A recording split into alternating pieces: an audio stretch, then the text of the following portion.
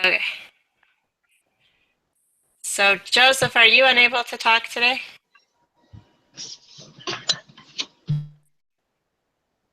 I think Joseph is typing over on the side today. All right, so I think I'm not really sure how it's supposed to work because I don't know when we're supposed to deal with the doohickeys problem. I know there's like a big discussion we're supposed to have for the Army crew case. So, you guys want to start with the Army crew case because that's what I know I'm supposed to do, and then try to figure out what we want to do for the doohickeys problem? Sure. Sounds good. Okay. I don't know if you guys can see the sidebar where it says Joseph doesn't know what's wrong with his mic. So I think he's going to be typing. So try to watch that if you can. All right. So the first question that it says is I'm just supposed to ask you questions and then talk about what we think. So why does the varsity team lose to the JV team? Because they don't. Oh, sorry. Why does the varsity team lose to the JV team? Okay. What were you going to say, Alex? I just said because they don't work together. Yeah.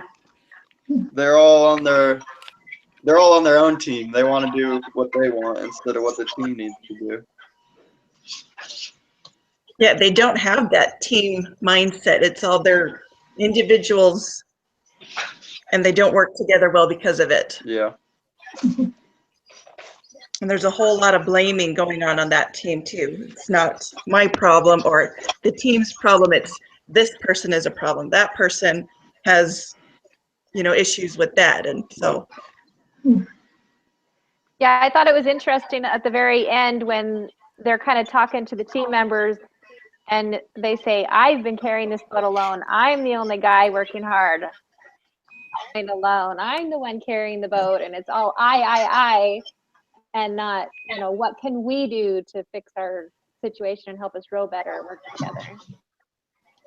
Yeah, and you see that in the emails too. When he gets the JV emails, it's all we, and it's not super critical, but this is how we're going to work together well as a team, and things like that. They're trying to be encouraging in those emails. And then the varsity team, on the other hand, it's all, I noticed this problem and it's so and so, or I'm having this issue because I'm not a senior member on the varsity team, and it's all about the individual.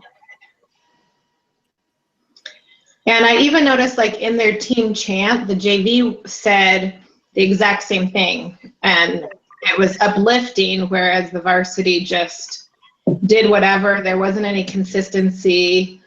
Seems like there wasn't consistency.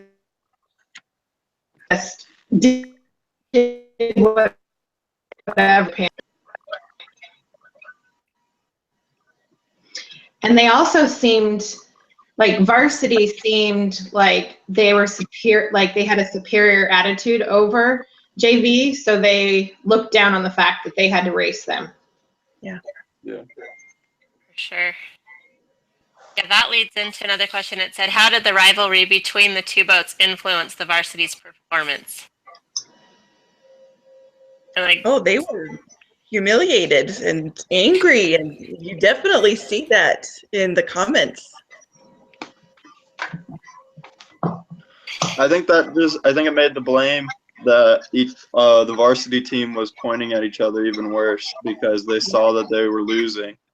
And then they're like, well, why aren't you doing your part? Why aren't you doing your part? You need to do better. And so it just made the rivalry worse, and it made the team split apart even more. Yeah. Yeah. I think in a lot of cases, it's good to lose so that it gives you something to work towards. But these guys, instead of making it be a better team effort, it was, like Alex said, just made it worse. Mm-hmm. Yeah. So do you think, so basically the coach kind of fostered the competition. So do you think that fostering competition between teams in an organization is helpful or not helpful? I think it depends on the teams, honestly. I think you can get some good-natured rivalry, but this varsity team was so self-destructive, you know? Yeah. I think the first thing you have to do is establish what your goal is Mhm. and have them learn that.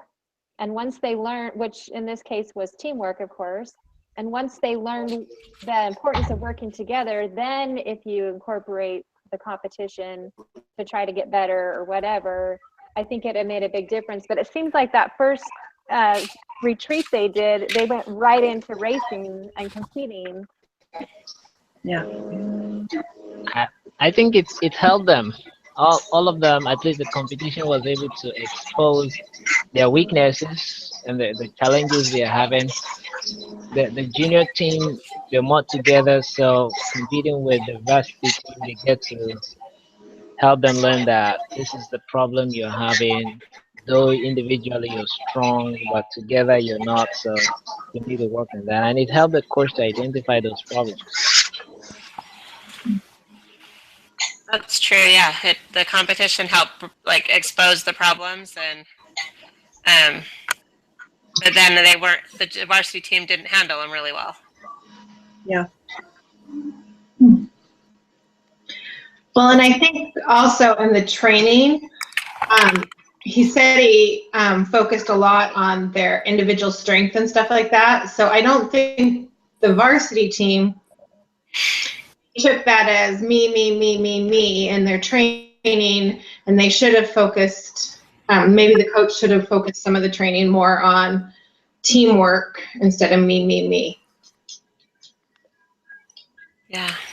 I thought it was interesting in there when he started looking at the psychological factors, you know, when he's talking about that.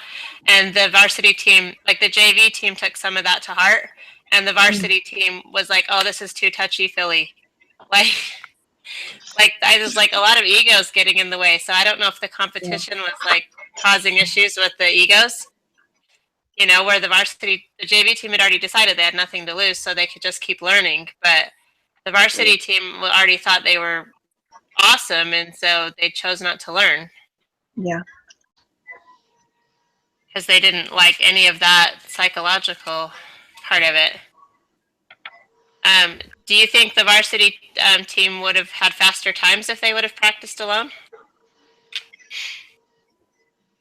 I don't think it would have affected their times until they. No, didn't They it already say they too already that feel they know it. So the exercise will be more like just a warm-up thing for them, so they won't put in much seriousness. Yeah, they already think they're awesome, so yeah. what's the point? Mm-hmm. Yeah. What role did trust play in the problems that they faced?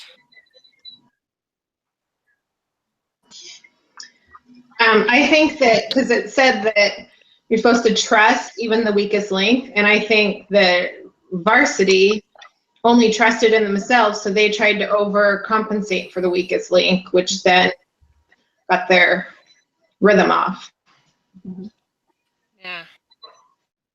Yeah, especially in the rowing, because you got to depend on everybody to do their part, or you're not gonna be able to row fast, and so they had no trust in each other.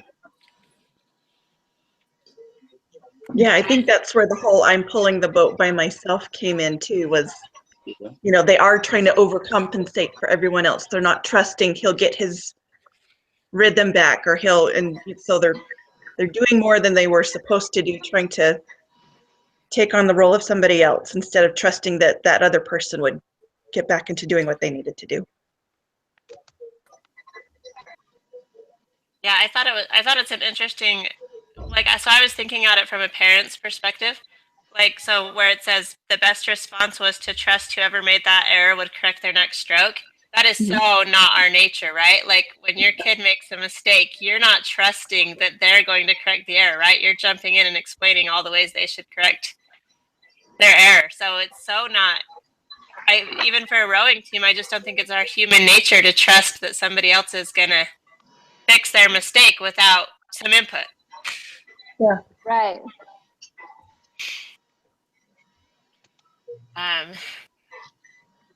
So then it says, what happens to team trust if you replace one member of the team? So one of the options is, should he start switching out teams? So what happens to that team trust? Well, when he tried it earlier in this season, he tried putting JV and varsity mixing it up a little bit. And both of the teams ended up doing worse because they didn't trust the new person. Yeah. Yeah, like that varsity guy didn't want to go down to JV, and the JV team didn't want him. Yeah. The JV team liked the way they were doing and liked their team, and they felt a connection with each other and felt like they trusted each other, so they didn't want to change anything, even though they were on JV. They didn't have those egos. Another problem I see there is the mixing kind of created that feeling of I don't belong here. This is not my guy. So I do best with the others, not with these people. Or the others may say, no, he doesn't belong here. I mean, he's our junior, so why bringing him up here? We can't roll with him. Yeah, and I think trust is also something that's earned. We've all done those trust exercises where you're supposed to fall back, but if you know the people, you have a very hard time with that. It's something that's earned. Mhm. And I think it's something that takes time too. It's not something you can just throw a group together and y'all trust each other all at once. You have to Yeah. work at it. Yeah. Yeah, I agree. I can't do that faithful. Even when I trust the person, my mind won't do it. It's a good thing I'm not on a rowing crew.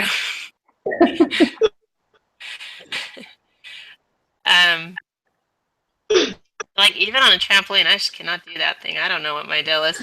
That's All not right, You must have you been can't do it either, you must have been deceived too many times. right? Like I don't know, like I have to bend my knees or something. I can't make my body decide it's okay to even do that. I don't know. It's kind of weird. But it's a good thing I'm not on a rowing team because I would not do well with that trust exercise. Sorry, I'm just trying to see what we haven't talked about so we don't overlap things. So, what do you think there's other factors besides what we've talked about that have contributed to the varsity crew's problems? There could be underlying factors that we don't know about. Maybe their experiences with each other in the past that are just all now culminating into one huge issue. But I mean, Yeah. it doesn't really indicate. I think it's interesting that we're talking about Army. Like, this is the Army's team. Like, you Yeah. would think there would be a little more trust. Just, Yeah. I get like, they were compared to Ivy League schools, and you get that like at Harvard or Yale or somewhere, maybe they're not like trusting each other. But these guys are trained, they're officers, they're, ROTC at least. I mean, it's the Army crew team. You'd think there'd be a little more trust. I mean, if they don't trust each other to row a boat. Yeah. Was there, I don't remember if the paper indicated, but was there a difference like in their rankings maybe that would cause contention? No. One of the varsity members talked about he was a lower grade and therefore a lower rank Oh. than the others, and so he didn't want to be a leader because he didn't think that the higher ranking members on varsity would listen to him. Okay, so there was something about that, huh? Yeah, there's a little bit about that. So yeah, I think that probably plays into it, right? Because they always, I mean, just the nature. Yeah, you wonder. Yeah, if he had been on like the Yale team or something where rank wasn't an issue, would he have tried to step it up and be a leader? Right. Yeah. I mean, you get that in high school sports. Oh, you're Yeah. just a freshman. I can't believe you made the varsity team, and I'm sure it's kind of the same thing. Yeah. Yeah, I that think- makes sense. I think that might have been good for the team if one of the higher classmen would have stepped up or would have become a leader and would have tried to help them come together instead of maybe waiting for the coach to try and do it. They might have come together or trusted each other a little more. Yeah, that's a good point. Yeah, I like that. Well, I lost the back of people, so it's had a hard time letting the new people in. I missed the first half of what you said, Wendy. Sorry.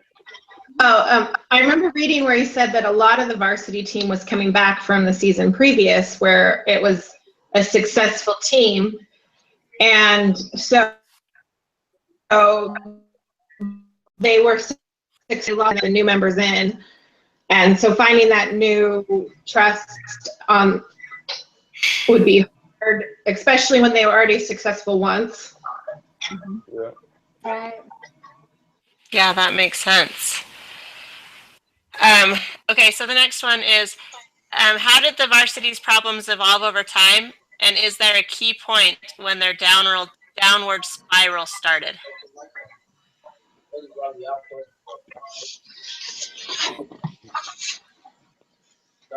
I think it might have been when they lost to the JV. Like the very first one, or kind of how it just kept going? Yeah. Maybe just like because like a very first point. I don't know. But I just think losing to the JV really like built upon each other. Every time they lost, it just made it worse and worse. I noticed the coach talked about how when they got back, right after doing the whole Atlanta thing, he started noticing that's when a lot of the varsity crew members were starting to be critical of each other. If he could have, nipped it in the bud right then, I think it would have stopped a lot of the issues that they had later on. Yeah. Yeah, they were whining about not winning by a larger margin right then at that point. Yeah. Yeah. Okay, should the coach have stepped in to provide better leadership himself, or should he have encouraged one of the team members to provide leadership? I think he should have tried to get a team member to step up because they needed to work as a team. You can't rely on the coach when you're in the boat. Yeah. Good point. That's true, but the coach can kind of guide them to be as a team. I have a daughter who plays on a traveling soccer team, and the coach will set up opportunities for them to be together as a team. So the coach can kind of guide it, but I mean, they have to be, I guess, willing and open to it. I agree, Wendy. Yeah, and none of them were very open to that, were they? I feel like this coach spent hours and hours trying to find out why they weren't doing well when he could have spent hours and hours trying to help them work as a team. Build that camaraderie as a team. Yeah, I see the same thing, that he already knew they were a strong team individually.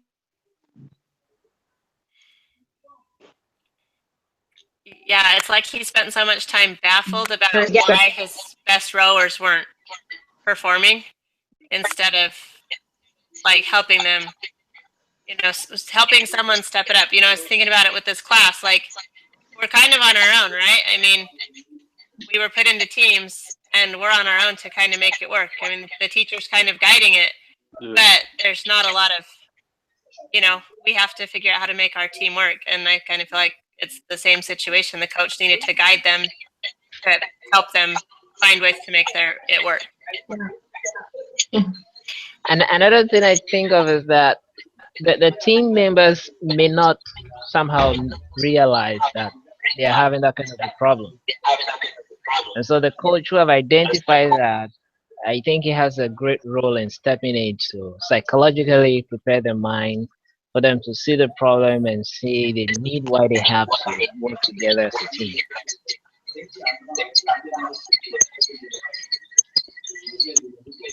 Yeah. I think it's interesting that he wanted them to lift each other up in the emails, but he wanted the complaints to go to him. Yeah. That doesn't seem like productive, right? I mean, at a job, and I haven't worked for a long time, but I'm thinking if the team members at a job just compliment each other and all the complaints go to the coach is going to get exhausted, but those issues aren't getting resolved. Yeah. I mean, not that I want them whining at each other, but maybe some of the problems they could talk to each other, you know? Yeah, definitely. It seems better to take up your problem with the person usually. Yeah. And even as a group coming together, like, I mean, one-on-one can definitely be good, but coming together as a group and talking about things, I think will help to solve problems faster than just each individual going to one person and trying to get their problem solved. Right. Like going to the coach and trying to tell him all the problems. Yeah. Well, it's a little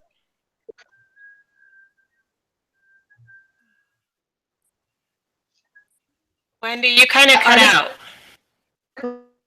the reading. Can you hear me now? I don't know why I'm having a difficulty with my. Okay, so everyone else, let's try muting and see if that makes it so she can talk, because that's what's going to happen.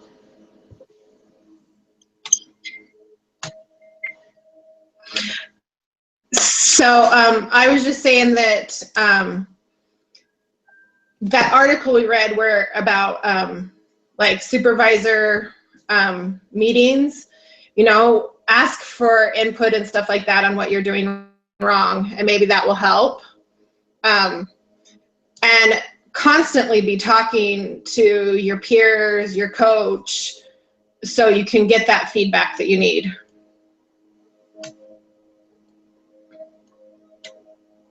Perfect. That worked better. Yeah, constantly ask for feedback. I agree. So kind of this question that's should the coach have stepped up, it leads to the next question, which is what should the coach have done differently? And so let's start with what he should have done earlier and when you think he should have intervened.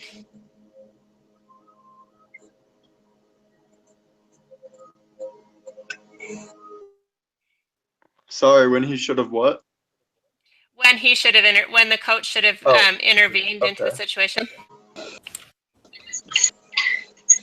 I think he, like we talked about before, he should have started from the very beginning to not do the competition and start from day one to build team unity.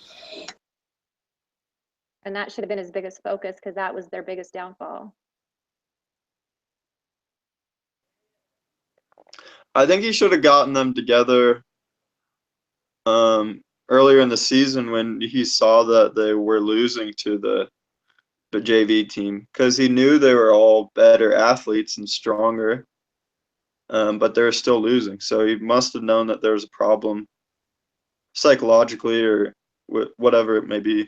So I think he should have come together. They should have got them together earlier in the season to try and work it out before the problem grew. I agree with that. I think as soon as he noticed it wasn't the team, but individual problems, he should have stopped it right then and said, okay, that's great. I'm glad that you noticed this, but how can that help the whole team? Or, you know, he should have tried then to start getting them to work on the team mindset instead of individual mindset that they had. Yep. I like that thought, but I think if the coach had taken the time to talk to each of the players express his love and trust and confidence in them that I know you can do this. I know working together will be great, and help prepare their mind towards that. And irrespective of what may happen, still express that belief that he knows his boys can work together to achieve the goal he has prepared them for. I think, as I said earlier, if he had done that very early when he noticed the problem, down to this point, he wouldn't have that much trouble struggling to get them going. Joseph, I like that point when you said that. It just made me think of the counseling with our councils, like from Elder Ballard, and that advice. In one of my class last semester, we had to read part of that book, and it was talking about how the general authorities start out every meeting and they express love and confidence and appreciation for each other at the beginning of their council. So every Thursday they do that first. And you would think general authorities, like, they naturally do that, you would think, but they make an effort to, like, that's the first thing on their agenda, is to express love and appreciation and belief in them that they can do it. And that's what we're supposed to do with our family councils. And so I think I think you're right. The coach should have pulled them aside and, like, expressed confidence in them. And when they were emailing and complaining, he needed to take that opportunity to that person that's complaining and express that love and confidence, so that they felt like they could continue on. I really like that, Joseph. Good point.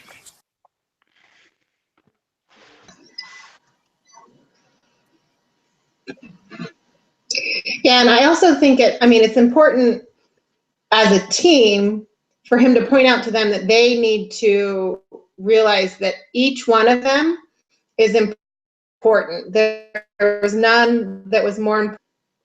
And so they needed to be appreciative of the other team members.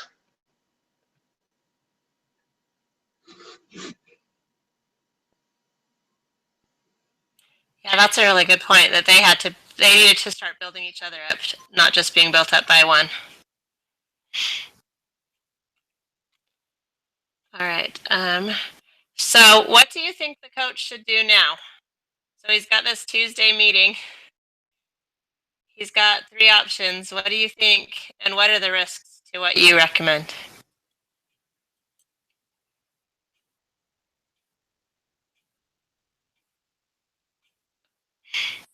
He needs to go back to square one. Start from the beginning.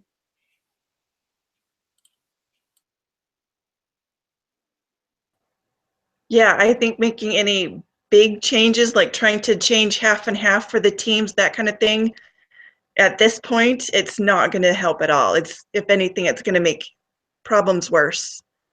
Looking at the 3 solutions he was talking about, it sounds like the right. It would either be change both teams over, switch varsity over to JV or that kind of thing, or do nothing, because it's way too far to make those other changes, I think. I would recommend that he take his time to have a personal interview with each of the varsity team members, just to re-echo to them the need for them to win the competition. I feel the personal interview will be a means of knowing each of them better. He will know their unspoken concerns, including feelings of bitterness that may exist among them. The interview can also be a means of identifying and appointing leaders among them.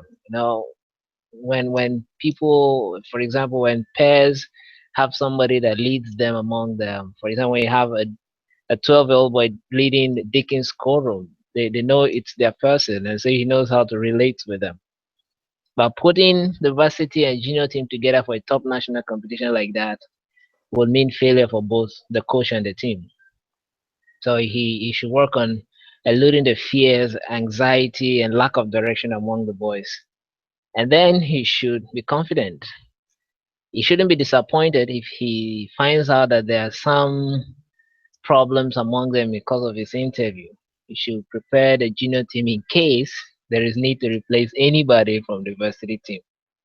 Then he should have them compete again as before, just to boost the morale of the team. This, I think, will help them remain focused and win the game.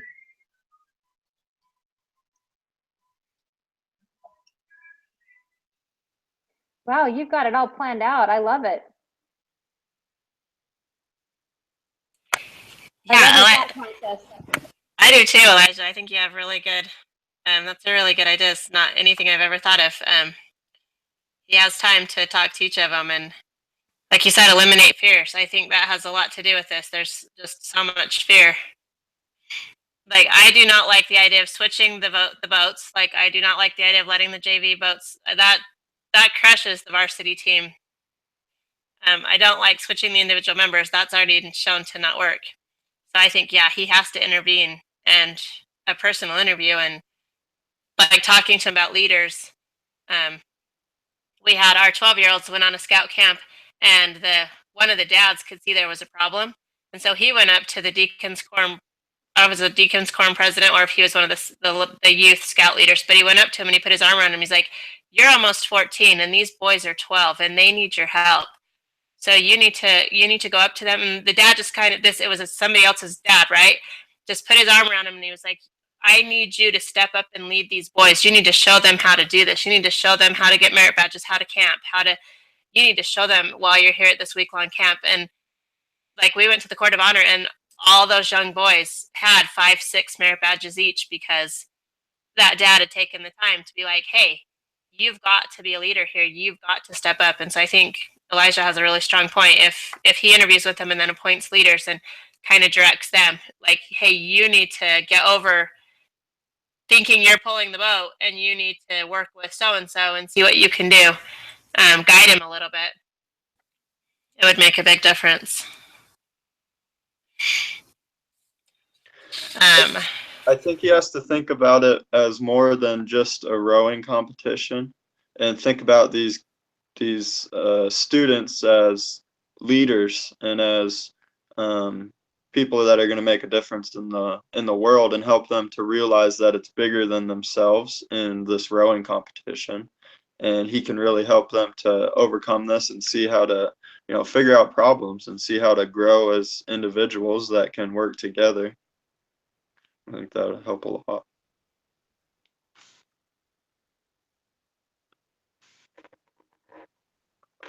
I agree. I think having people see the bigger picture is going to be great, whether you're doing business, the church, your own personal life, looking at getting outside of yourself and seeing how every working part works together for the benefit of everyone. That's a good point, Alex.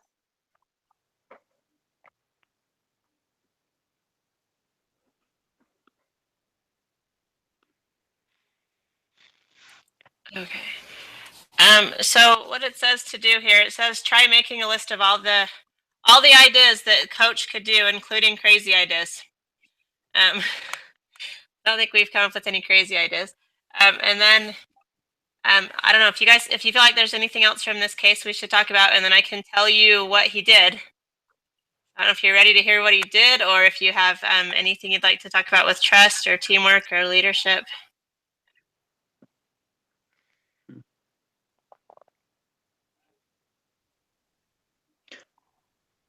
Um,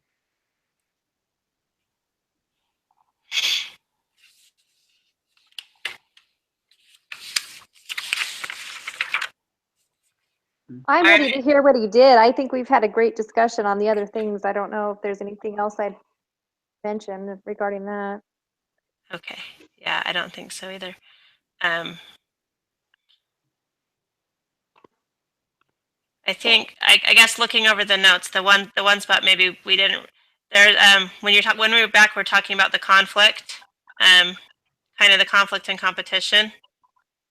It just says that scholars identify 2 types of team conflict. There's task conflict, where people disagree about the task to be accomplished. And there's effective conflict, where people have interpersonal conflict, where people get frustrated and angry with each other. I would think that this is not as much about task conflict as it is about interpersonal conflict. That really isn't into detail, right? Because the coach doesn't have that side of the story. They clearly agree that they want to win, so their task really isn't in question. So we might need that in our doohickeys thing in the future. So All right. So what happened is the I think I'll just read it to you because it's well said. Hang on one second.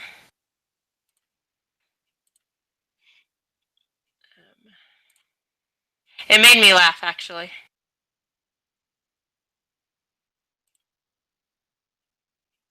Let me get to it again.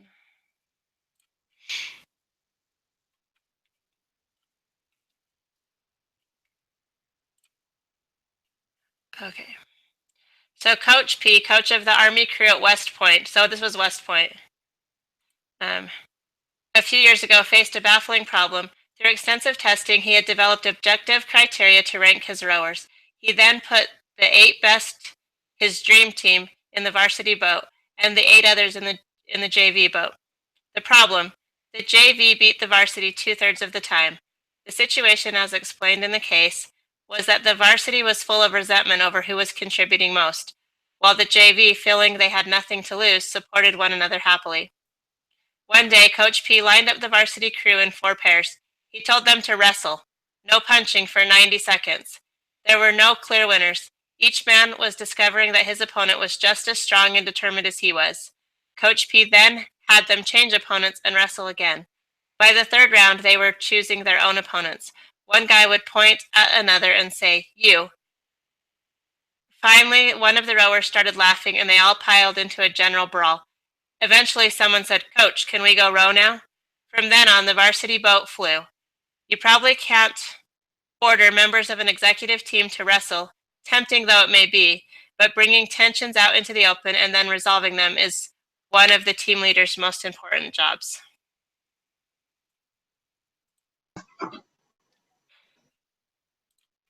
Smart. So the plan was wrestle.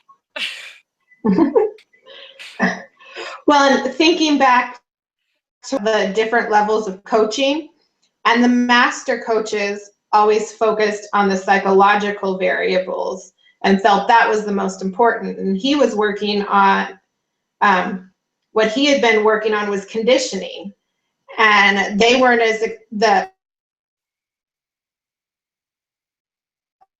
those people weren't as successful as the master.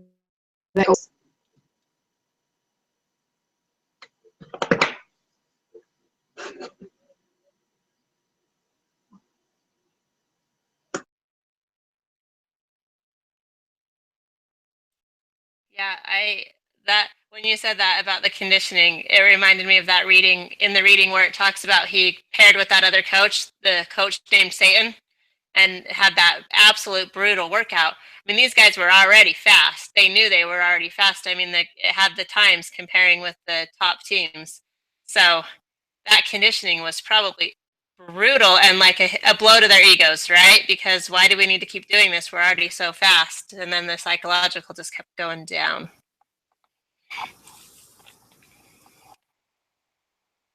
I did think that when they were wrestling that it was interesting that they discovered that they were pretty equal in strength. And so all of their complaints and frustrations about being upset with each other over pulling the boat, I'm the one doing all the work. When they were wrestling, they realized that they were pretty equal.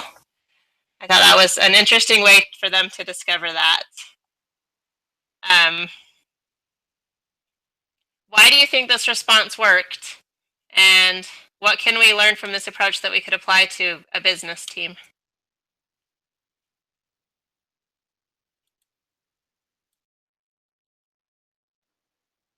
I think it worked because it helped them see that they were all equal. And to apply that to a business team, I feel like if you try to get the team to point out all the reasons why you're alike and all the reasons why you are all valued, and the reason why you're on the team to begin with obviously is because somebody valued your input or your work ethic or whatever it was.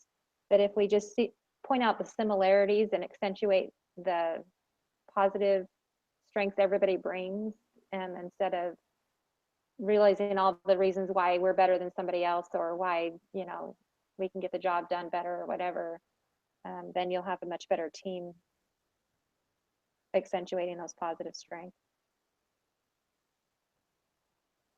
I think Lisa's right. I think they didn't have that belief before that they were all equal. And, you know, doing the wrestling, they realized, okay, I'm not the only one doing the job. And I think there are times you go into a business situation and you think, I'm the only one with the experience in this area. I'm the only one. It's hard to believe in the other,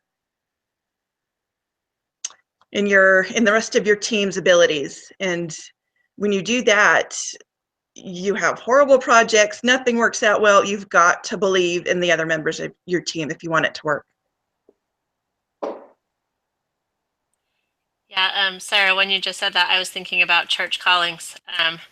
And if you don't believe in your other people you're serving with, then you don't delegate anymore. And I'm sure you've all experienced where you're in a calling where you're supposed to do something, but nobody ever delegates to you or allows you to do what you know you're supposed to do. And that would happen in really any team because they just didn't believe in each other, so they weren't allowing anyone to make mistakes or do anything right.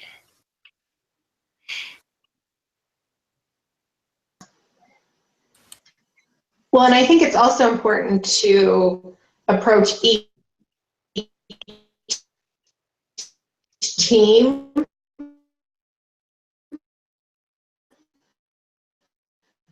with an open mind.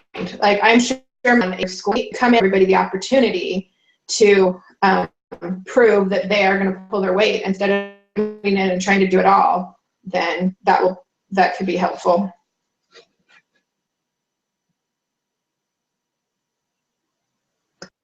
I think it's important for, if there is conflict or if there is negative feelings, that it's important to get those things out on the table and help each other feel like they're able to talk to one another, so that when they get the problems figured out, they feel like they can trust one another and that they're not hiding something and that they're genuine in their feelings towards one another and that they actually want to work with one another, because that'll really help to bring a team together and help them work together in any project.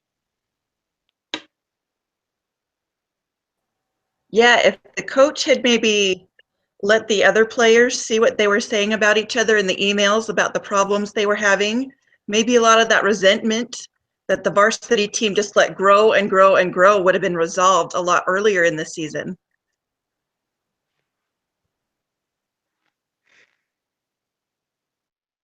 Yeah, for sure. It was so built up. I mean, there was so much frustration just built up, and it had to explode at some point. And that's kind of that meeting right before they said, "We'll see you on Tuesday," kind of thing. They just all blew up at each other, and yeah, because it was like Alex said, you got to get the conflict out on the table and not be hiding all of that.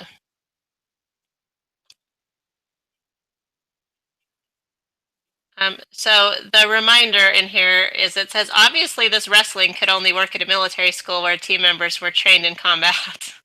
Even then, someone could have been seriously harmed and Coach P could have been in serious trouble. Ask your team to think about approaches that might work in other contexts.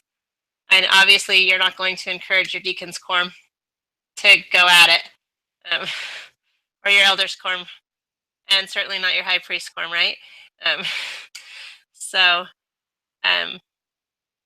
we're supposed to think about other approaches, and I think from how I understand how this works is we take what we've learned from these cases and try to apply them into the doohickeys one each week. And so I'm not sure that our organization, that doohickeys, is going to be able to wrestle to solve their issues. So we already have sexual harassment going on there. We probably don't want to do any kind of wrestling. So as I was thinking about it, I just thought of a conference address that was given by Elder M. Russell Ballard. I think the title is Obi Wise. What can I say more? In that address, he spoke about delegation and trusting that people will do what you've asked them to do. And I like the part where he said we should advise, we should counsel, we should encourage, but we shouldn't do the work of others for them. You know, the program is to develop the individual. Although it was making reference to church programs and activities, but in the business world too, it's the same thing. There are programs and policies that are introduced is not only to help the business succeed, but also to help the individual improve in his or her skills or her positions and so forth. So if we want improvement, then you should allow them to do it. If they make mistakes, they will learn from it, rather than just trying to get everything perfect all the time. You deny them the wonderful experience that they need to gain from getting involved.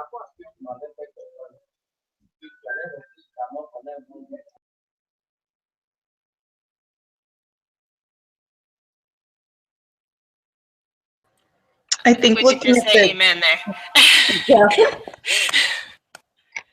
What were you going to say, Sarah? I was going to say, I think looking at the doohickeys case, there is a lot of, like, not even miscommunication, it's not communication. And so if we compare the Army crew team to this, a lot of those issues are workers that don't feel valued, and they need to be able to talk to somebody about, what was it? They're frustrated, and management doesn't tell them what's going on. Like the big order that was coming in or things like that, like, oh, the workers aren't going to understand any of that. And so it's not just that they don't trust each other, they don't think that they're equal. So you've got to find a way to make them understand they're all on the same team, you know, all part of the company, all have the same goal, and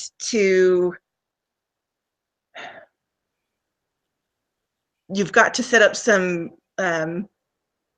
roads of communication so that workers know what's going on, management knows what's going on. They all know how to talk about issues that do come up in a productive way, so they can, you know, resolve those things like the coach was able to finally do here, instead of having it all bottled up like varsity did for so long. I think one way that you can have an alternative to the wrestling, maybe in a company setting, is to get people out of the work environment. I think having company parties or team building experience where you go bowling or whatever it is, and you can see each other in a different light, and you see, oh, you know, they've got a family and they're, you know, they're a dad, or, you know, they're whatever, they have other interests, or I think that's going to help you find similarities amongst each other, you know, that will put you more on equal ground too. Yeah, like a retreat or something, like what Atlanta should have been but wasn't. Right. One thing that they do where my dad works is, I think it's either each week, at the beginning of each week or the beginning of each shift, they have a meeting with everybody on the shift, and like the president of the company is there, and they're able to talk about what's going on in the company and maybe what some goals are for the week. And anybody that's there that's on the shift is able to talk about anything, whatever they feel. And so they're able to have that communication between the co-workers and between management and the laborers that work in the shop. So just definitely, I don't know who said it, but opening that communication is definitely key.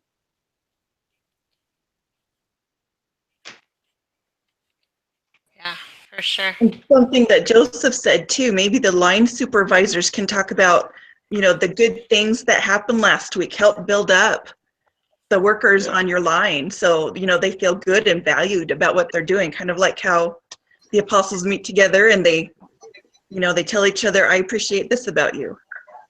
Yeah. And it also made me think of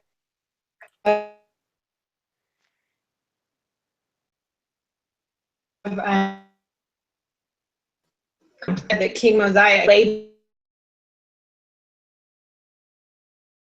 the people. So he equal human beings.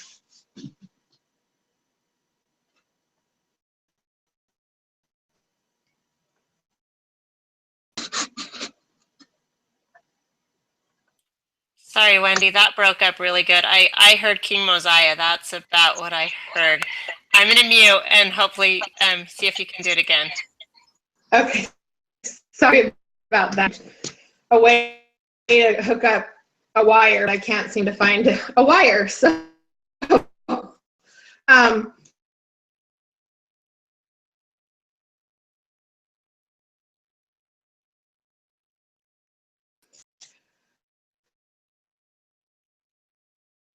stay.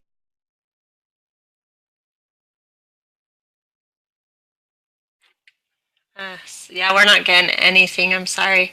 I don't know if you want to try to type it on the side in the chat. I love you.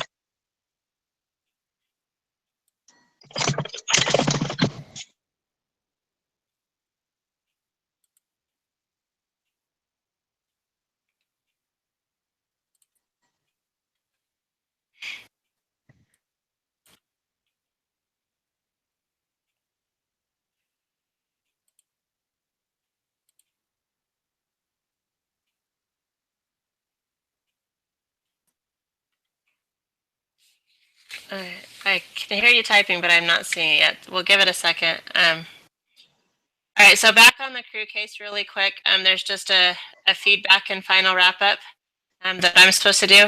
And then I think we probably should figure out how we want to handle working on the doohickeys case together. So the first question from the feedback, there's 4 questions. The first one is I'm supposed to ask each one of you what the most important thing you learned from the Army case is.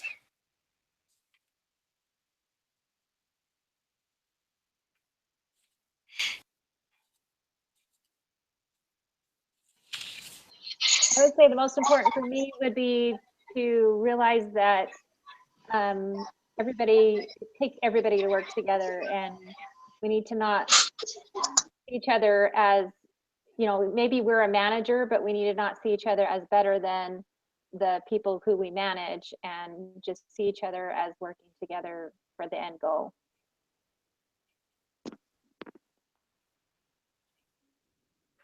Thank you. I think one thing that I learned is that communication is something that can solve the problem. If there's a problem between team members, that if you're able to talk about it and everybody's able to be open and tell their feelings or what they think will help, then it's able to bring the team together. Yeah, thank you.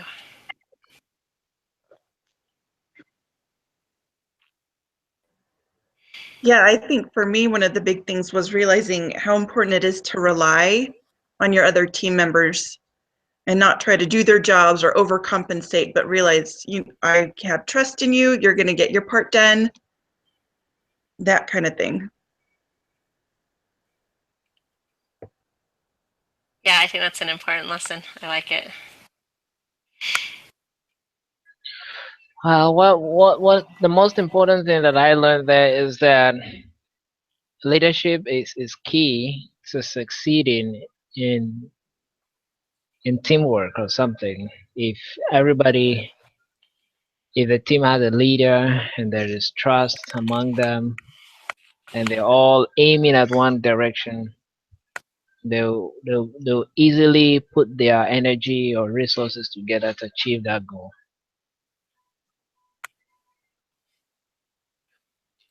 Yeah, thank you. I like that.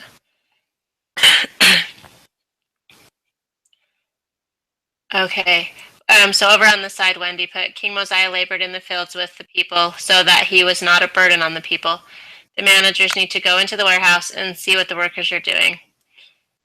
And then she says she's sorry. She doesn't know what's wrong with her connection, and her husband's out of town. Can't help her. So no worries, Wendy. We just want to make sure we can include you. So if we can't hear you, we'll just have you type for a little bit. I know it's harder for you. I had to do that one whole meeting because I couldn't get it to work either. So we feel your pain. But thank you. Wendy, if you want to tell us the most important thing that you learned. And if it's easier to type it, go ahead and then I'll read it. And then the next question is that I'm supposed to ask each team member to rate the overall quality of today's discussion from 0 to 10. Can you guys hear me? Yes. Okay, I finally found a cable and hooked up to it. So, probably the most important thing I learned was that everybody is a team player. And if one person is off or one person holds grudges or it doesn't want to work with the other people, then the team's not going to work. Nice. Yeah, I really like your thought about King Mosiah and working alongside of him. And like the coach was so bent out of shape, but not really giving them suggestions to fix it. And I'm sure that will come up in the Doohickeys case, that working with them.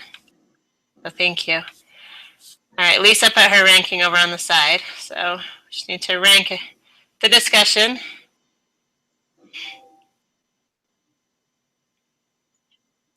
I think it was a 10. I think we all communicated and had a really good discussion about the case, and I think we all participated pretty well.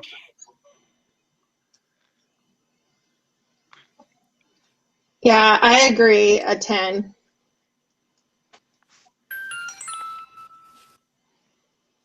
Yep, I agree. Thank you.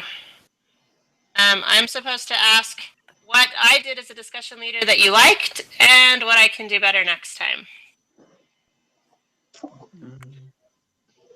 Feedback time. I love that you kept the conversation going when there was a lull. You just went on to the next thing, and I mean, you of course gave us time to answer and made sure everybody was heard, but you've moved things along so that we could cover what we needed to get covered. Yeah.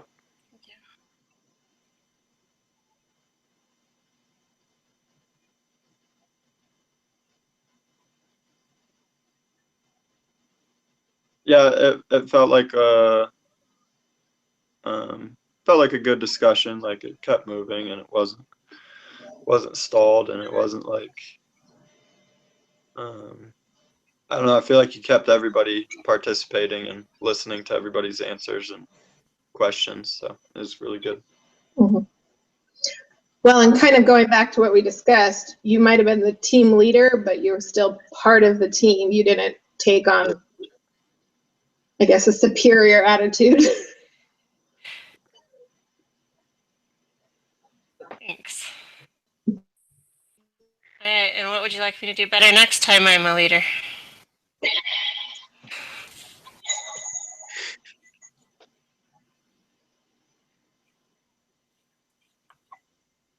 can't really think of anything. I don't have anything. I'll take it today. Thanks. Oh, All that's right. what Joseph said on the side. He said that you kept us all on track. We didn't get sidetracked on anything. That was a good thing. Yep. I feel like it went really well. I feel like we all were able to talk and communicate and share ideas, and that nobody got drowned out or left out.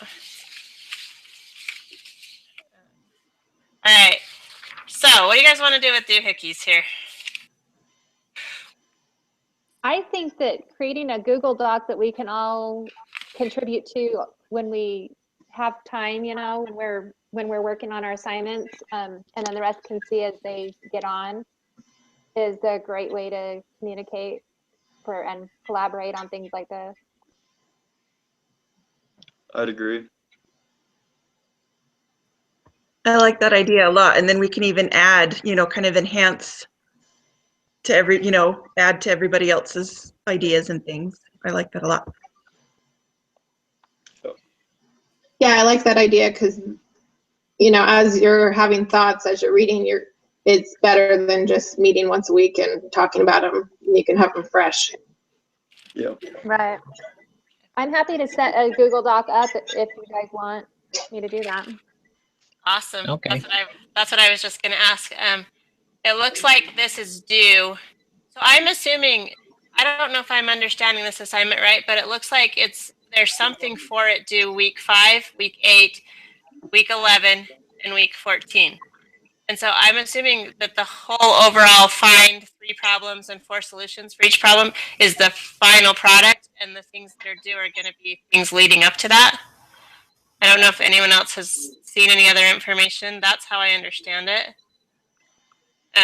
So I think a Google Doc would be good because we're looking at 2 weeks from now, week 5, and we need to. And Wendy is the team lead that week, and we need to be able to submit whatever for that. And then week 8 is Alex. Week 11 is a combination of Wendy and Lisa, and then week 14 was the final week, and that would be me. So I think a Google Doc is probably a good way to go about talking about the problems and the solutions so that we can agree on stuff, and then use the meeting time to finalize, like, you know, or to discuss something if you've typed something in a Google Docs but you need more explanation, you know, or if somebody doesn't understand the thought process for that part of the project, then we can talk about it in the meetings.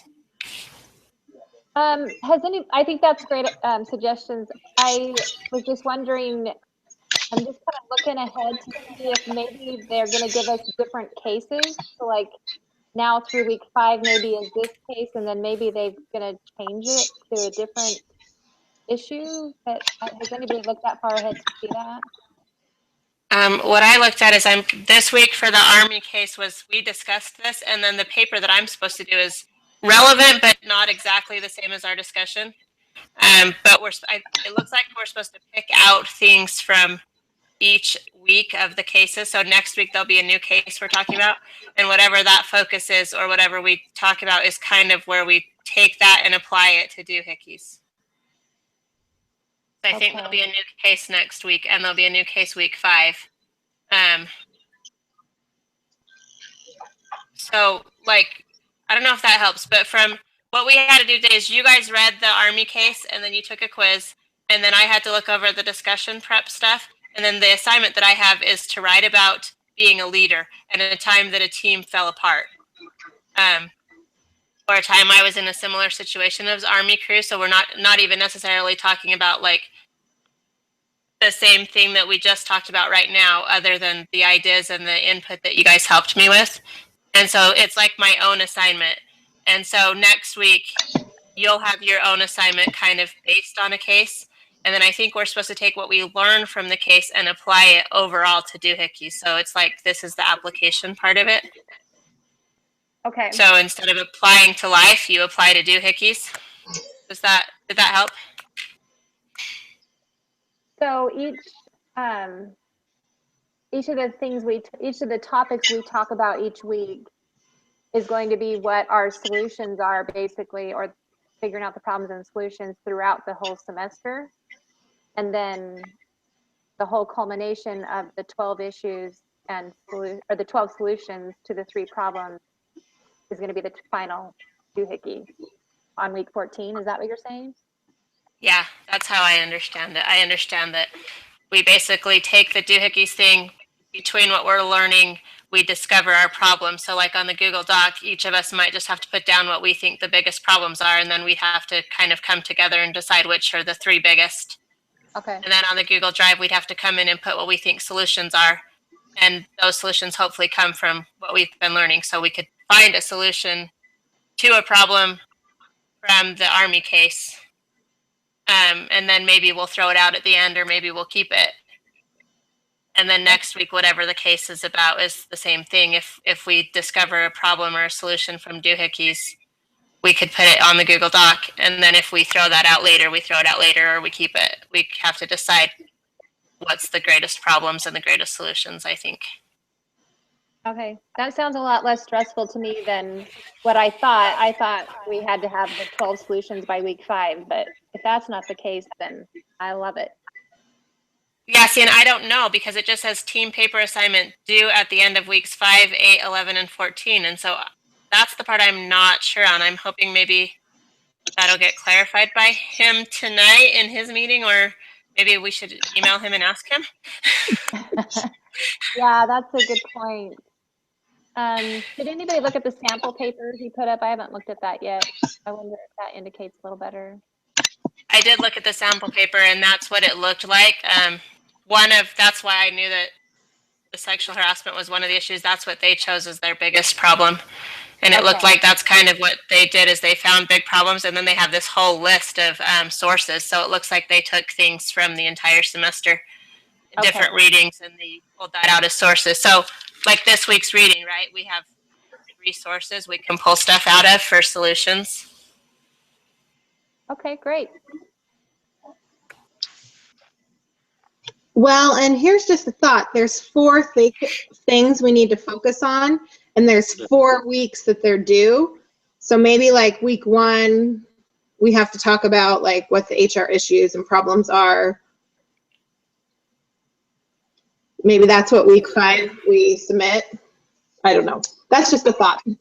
Oh, yeah, as it says, discuss with your team how the lessons could be used to address the HR problems, and at a minimum answer. And it says at the end of designated week, you will submit a team paper. What are the HR issues? Choose 3 issues. Here's where I'm not sure if we have one paper for each of those weeks or if it's one overall paper. That's what I can't figure out. Mm-hmm. Yeah, I guess we'll just have to ask him or see if he addresses it in the meeting tonight. Lisa, let's go. Why don't you go ahead and set up a Google Doc and share it with us, and everyone can start putting in their input. Okay. And I will send him an email, and I'll ask him what exactly is due at the end of each of these weeks. If it's a paper each week, or if it's just like our progress, and see if we understand correctly. And then I'll copy you guys on the email. Sounds good. Sounds good. Anyone else? Any questions, comments, concerns? Or are we good? I think we're good. Who's in for next week? I'm going to be doing it next week. Great. And Wednesday at 10 is still awesome for everyone? Yep. Yep. Or like 4 for Elijah, right? Yeah. Okay. It's weird that your day's almost over and ours is just starting, but Yeah. all right, then we will see you guys all next week. And I will forward that email when I get an answer. Okay. All right. Thank you. Thank you very much. Thank you.